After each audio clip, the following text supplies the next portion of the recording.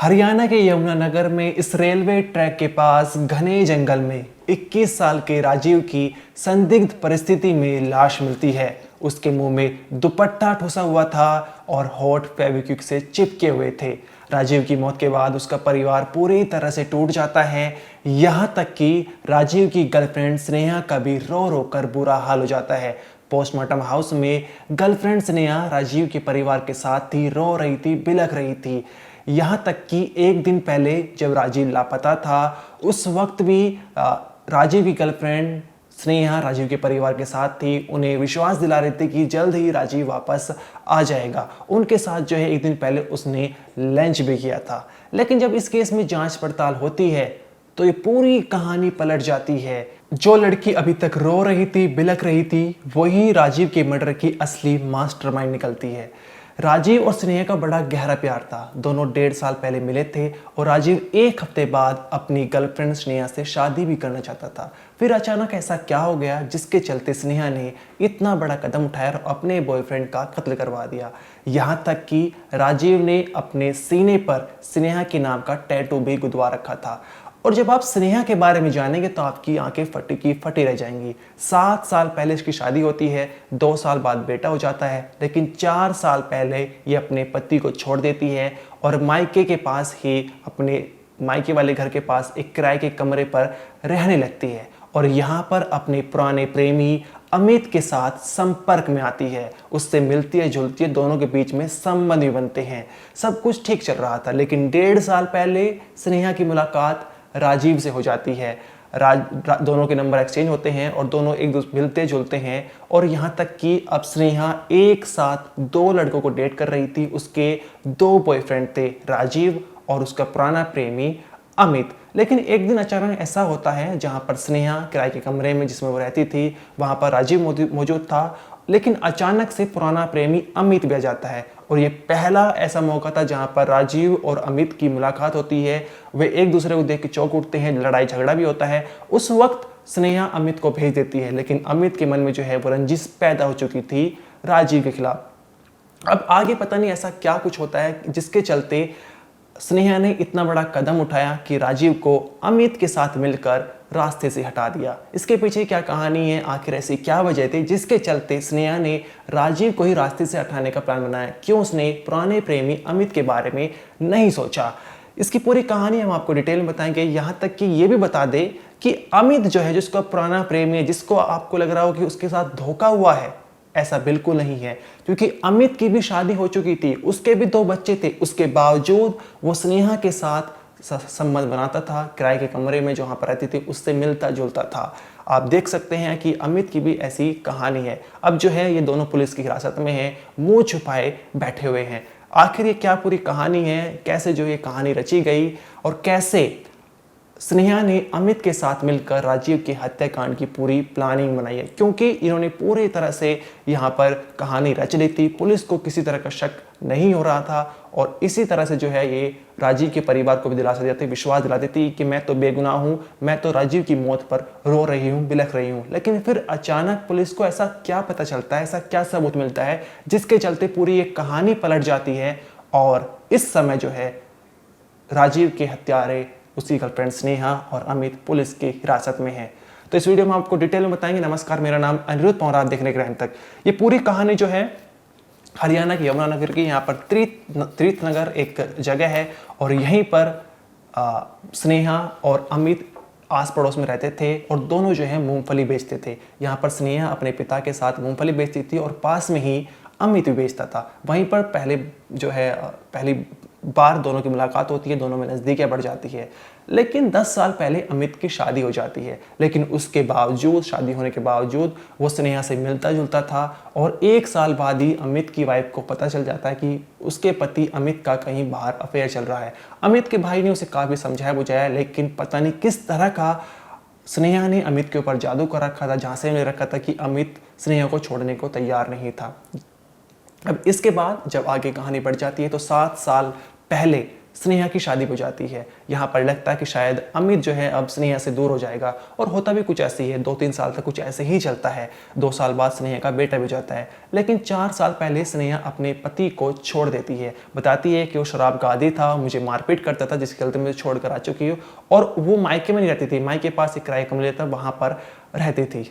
इस बीच स्नेहा और अमित की दोबारा मुलाकात हो जाती है। दोबारा एक दूसरे के संपर्क में आ जाते हैं, और बार बार अमित जिस कमरे में स्नेहा रहती थी उस कमरे में जाता था। दोनों के बीच में संबंध बनते थे। लेकिन 1.5 साल पहले स्नेहा की लाइफ में राजीव की एंट्री होती है। यहाँ पर दोनों के नंबर एक्सचेंज होते हैं, दोनों एक दूसरे से मिलते जुलते हैं, और इन दोनों के बीच में जो रिलेशनशिप शुरू हो जाता है। राजीव के परिवार ने कई बार उसे समझाने बुझाने का प्रयास किया। उन्हें पता था कि स्नेहा किस तरह की लड़की है, उन्होंने बताया था कि इससे दूर हो, लेकिन राजीव न जाने उसके ऊपर किस तरह का झांसा, किस तरह का जादू किया हुआ था कि वो स्नेहा से दूर जाने को तैयार नहीं था। यहाँ तक कि अब एक दिन ऐसा अचानक होता है कि जहाँ पर राजीव और स्नेहा एक साथ कमरे में मौजूद थे, वहीं पर अमित आ जाता है। और ये पहला मौका था जब राजीव और अमित एक दूसरे को देखते हैं। उन्हें पता चलता है कि स्नेहा सिर्फ उन्हें नहीं बल्कि एक दूसरे लड़के को भी डेट कर रही है। उस वक्त स्नेहा अमित को बाहर भेज देती है कि तुम यहाँ से जाओ, और अमित जो है उसके मन में राजीव के प्रति रंजिश पैदा हो जाती है, एक नफरत पैदा हो जाती है।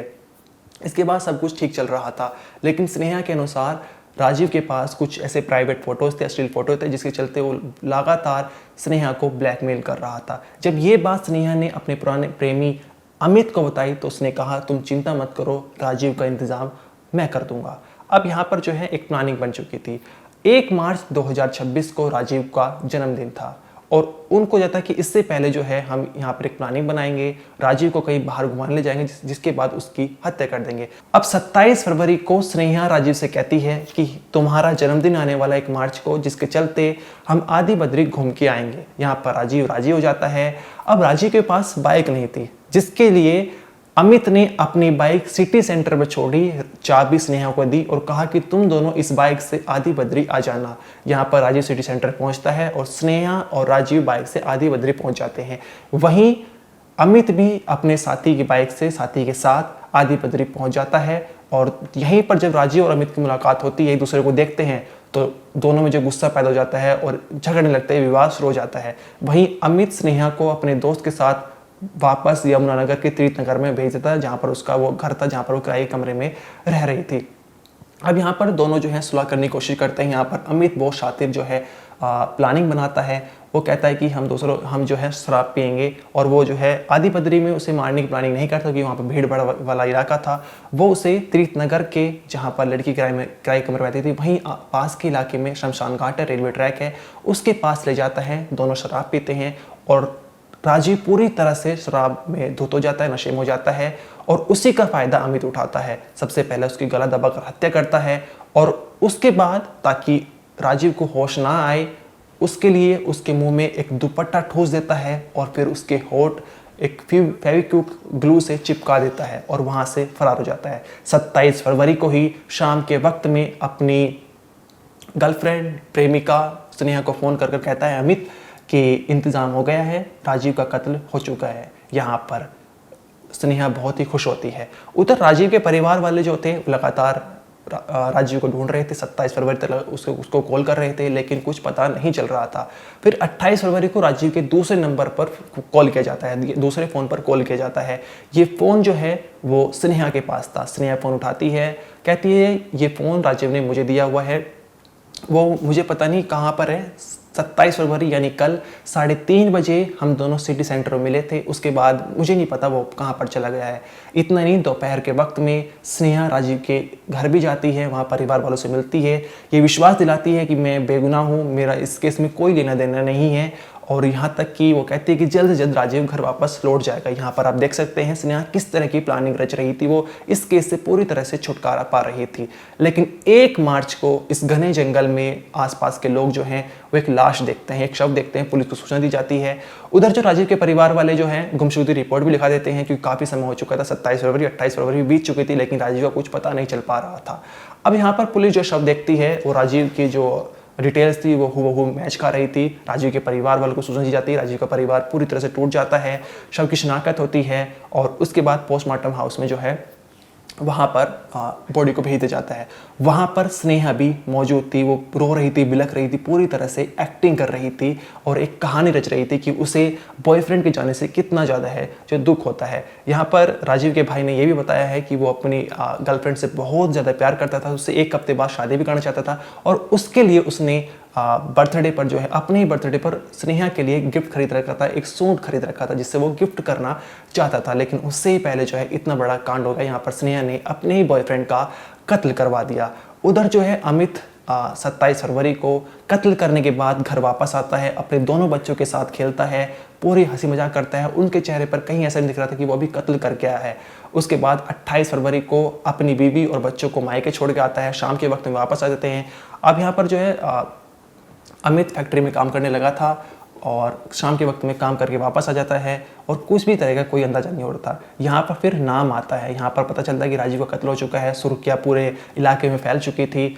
और उसके बाद अमित का भाई उस अमित से पूछता है कि क्या तुम्हारा इस केस में कोई लेना देना है, लेकिन अमित पूरी तरह से इनकार कर देता है, अपने आप को बेगुनाह बताता है।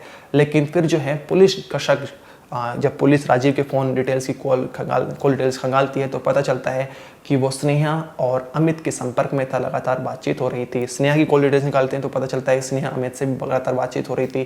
जब कॉल डिटेल्स में तो इन दोनों को शक के आधार पर हिरासत में ले जाता है, पूछताछ की जाती है और पूछताछ में दोनों जुर्म कबूल कर लेते हैं। जहाँ पर बताते हैं स्नेहा की मेरे अश्लील फोटो थे राजीव के पास, वो मुझे ब्लैकमेल कर रहा था, जिसके चलते मैंने उस रास्ते से हटाने का प्लान बना लिया। क्या इसके पीछे कोई और भी वजह है, वो भी जांच का विषय है। इस मामले में पुलिस का कहना एक बार आप वो सुनिए। सदर यमुनानगर पुलिस स्टेशन में अननोन के खिलाफ और शिनाख्त नहीं हो पाई थी मृतक की भी। एक 11 साढ़े 11 बजे के पास एक डेड बॉडी मिली, तो उसकी शिनाख्त करते हुए जब हम पीछे चले तो उस लड़के का नाम जो मिला वो राजीव मिला। और जब राजीव के घर वालों से पूछा गया तो वो बता रहे हैं कि 27 तारीख को राजीव हरिद्वार जाने के नाम का निकला था घर से कह के और वापस नहीं आया था, जिसकी की एक मिसिंग की रिपोर्ट हुड्डा सेक्टर 17 में भी दर्ज है। और मुकदमा दर्ज होने के बाद जब इन्वेस्टिगेशन में पुलिस आगे चली तो उसमें CIA 1 और CIA 2 की टीम को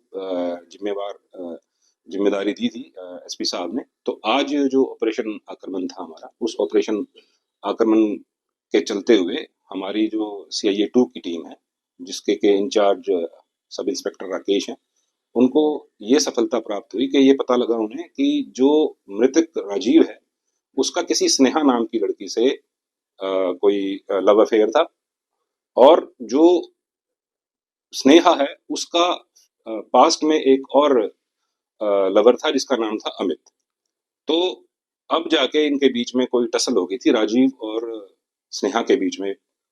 तो स्नेहा और अमित ने फिर इसका प्लान किया था कि षड्यंत्र रच के इसका मर्डर किया गया। देखिए, जो अब हमारे पास इनिशियल जो इस वक्त इंफॉर्मेशन है वो ये है कि इसको घुमाने के बहाने ले गए थे और बुलाया स्नेहा ने था, फिर स्नेहा ने वहां पे अमित को भी बुला लिया था।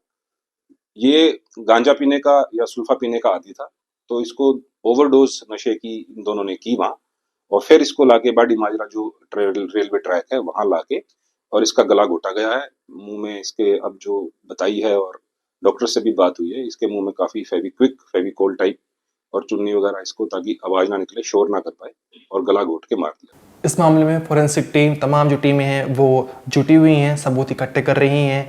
पुलिस ने अदालत में इन दोनों को पेश किया है और साथ ही वारदात में इस्तेमाल बाइक, मोबाइल फ़ोन, अन्य सबूत जुटाने का जो है वो जुटाए गए हैं। और इस मामले में जो है अमित की वाइफ का कहना है कि इस वारदात के चलते 3 परिवार जो है वो हंसती खेलती ज़िंदगी पूरी तरह से तबाह हो चुकी है। एक अमित का परिवार, जहाँ पर 2 छोटे छोटे बच्चे, उनका क्या होगा, उनकी वाइफ का क्या होगा, क्योंकि उनके घर में सिर्फ अमित ही कमाने वाला था। दूसरा राजीव का परिवार, राजीव के परिवार में भी राजीव का कमाने वाला था, उसके ही खर्चे, जो उसकी सैलरी आती थी उसके चलते घर का खर्चा चलता था। यहाँ पर राजीव के भाई ने ये भी बताया है कि सैलरी कम होने के बावजूद राजीव स्नेहा के प्यार में इस तरह पागल हो चुका था कि वो अपनी आधी सैलरी स्नेहा पर लुटाता था। इसके बावजूद भी है जो वो स्नेहा ने इतना बड़े कांड को अंजाम दिया है। यहाँ पर तीसरा परिवार वो परिवार है स्नेहा का, जो पूरी तरह से बर्बाद हो चुका है। स्नेहा का भी एक 3-4 साल का बेटा भी था। इस मामले को लेकर आपका जो भी कहना है कमेंट सेक्शन में जरूर बताइए। इस वीडियो में तो नहीं, आप देखते रहिए क्राइम तक।